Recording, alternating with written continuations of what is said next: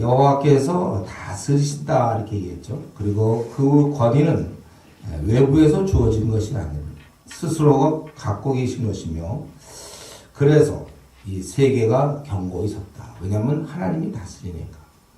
그리고 근데 그것은 그냥 어느 한순간이 아니라 옛날부터, 예로부터 견고히 섰고 영원부터 계신다. 그것은 하나님의 선제성을 얘기하는 거예요. 하나님의 선제성. 그래서 우리 하나님은 이렇게 오래전부터 선제, 예로부터 계셨고, 그리고 그분은 아주 권능이 크신 분이죠. 3절, 4절에 보면 큰 물이 소를 높이나 하나님은 많은 큰 파도보다 크시다. 그래서 우선 물, 큰 물, 뭐 이런 것은 세상 권세를 상징하는 것 같아요. 그래서 높이 계신 여호와의 능력은 많은 물소리와 많은 큰 파도보다 큽니다. 그가 생각하던 아주 거대한 그 힘, 그것보다 하나님 더 크신다. 그러니까 도전해도 안 된다는 것입니다. 그리고 그분의 증거는 확실해요. 또 거룩함이 주에 합당하다. 그것은 그분이 거룩하신 분이라는 것이죠. 영원 무궁하신 우리 하나님. 이러한 온 우주를 다스리고 권세가 크시며 이런 분께서 우리와 관계에서는 우리에게 말씀을 주셨고, 그래서 우리가 이런 하나님과 관계할 때는 말씀대로 살면 되는 것이고, 또 그분은 거룩하기 때문에 우리가 세속적으로 살아서는 안 되는 것입니다.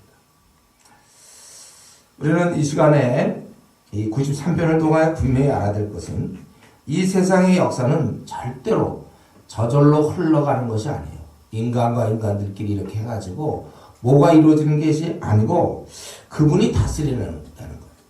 여러분의 사실 온 인류 역사뿐만 아니라 한 개인 개인의 그런 삶 속에도 그분께서 다 다스리고 계시다는 거예요. 그래서 우리가 두려워하지 않는 것입니다. 우리 앞날이나 우리가 갖고 있는 문제 하나님이 다 다스리고 계신다. 제가 대학 시절에 사실 이걸 참 좋아했어요. Jesus reigns. 주님이 통치하신다. 제가 그때 그 구절을 참 좋아했는데, 주님은 가만히 계신 분이 아니시다. 다스리는 분. 우리의 삶 속에 깊이 개입하셔서 우리를 이끌어가는 주인이시라는 것입니다. 그렇기 때문에 우리는 이런 세계의 여러 가지 문제, 우리에게 주어진 많은 문제들에 대해서 우리가 이겨나가는 것입니다. 우리는 이런 앞으로 이런 세상에 대한 문제, 종말에 대한 문제, 앞으로 핵전쟁가 나면 어떻게 될까? 또 뭐 기후에 대한 변화, 또는 우리 식량의 부족함, 이런 모든 문제, 또 우리 뭐 영적으로 보더라도 뭐 이단이 이렇게 아주 강해지는 것, 특히 신천지가 아주 급속히 힘을 얻고 교회를 파괴하지 않습니까? 다른 이단과 달리.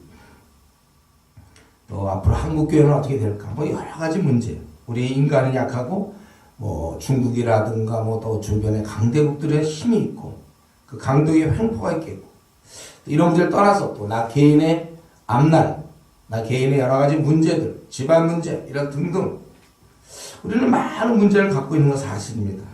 그러나 우리는 염려하지 않아요. 두려워하지 않습니다. 왜냐하면 하나님이 다스리기 때문에. 그래서 우리가 안심하는 거예요. 모든 것을 우리는 그분께 맡기고 평안한 마음으로 매일매일 기쁘게 살아가야 되는 것입니다. 그분이 권능이 크심으로 모든 것을 다 이기시는 거예요. 그리고 그분의 뜻대로 원하시는 대로 이 땅을 주관하시는 것입니다. 우연이 된 건 하나도 없습니다. 다 하나님의 섭리 가운데서. 그래서 우리는 우리 입에서는 염려가 아니라 감사해야 돼요. 불평이 아니어야 되죠. 왜냐하면 그분이 다스리고 계시기 때문에. 불평을 하려면 우리가 마귀에게 해야죠. 하나님은 그렇지 않거든요. 마귀가 방해하고 하지만 궁극적으로 하나님께서 이기신다. 이걸 우리가 알아야 돼요. 그렇기 때문에 우리는 우리의 그런 보여지는 이런 현재 여러 모습들, 우리를 둘러싸고 있는 이런 주변 상황들, 어떤 것이든지, 국가적 문제든지, 세계적 문제든지, 아니면 개인의 문제든지, 가정의 문제든지, 나에 닥친 이런 여러 모습 때문에 우리는 낙심해서는 안 됩니다. 왜냐하면 하나님이 다스린다는 사실을 인정만 한다면, 이 말을 보고 가만히 있으라는 건 아니죠. 우리 또 그 안에서 하나님이 주신 대로 우리의 힘 닿는 대로 열심히 노력해야 되겠지만 하나님께 모든 걸 맡기는 거예요. 그 현재 벌어지고 있는 이 땅의 일들은 엉터리입니다. 세상에 모든 이런 동물들 말이죠.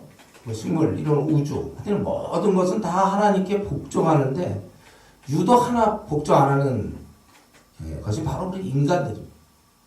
인간들은 하나님께 잘 복종을 안 해요. 인간만 겁없이 하나님을 대항하고 있습니다. 여기 3절, 4절에 있는 것처럼 만약에 큰 물, 이런 것이 세상의 권세를 얘기한다면 바로 인간들이 그러는 거예요. 근데 사실은 우리도 주변에 안 믿는 사람 보고 그러지만 인간이 무슨 힘이 있습니까?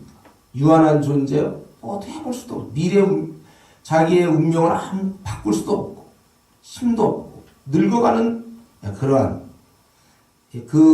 생명이 코에 달렸다고 호흡이 코에 달려있어요. 숨 못 쉬면 죽는.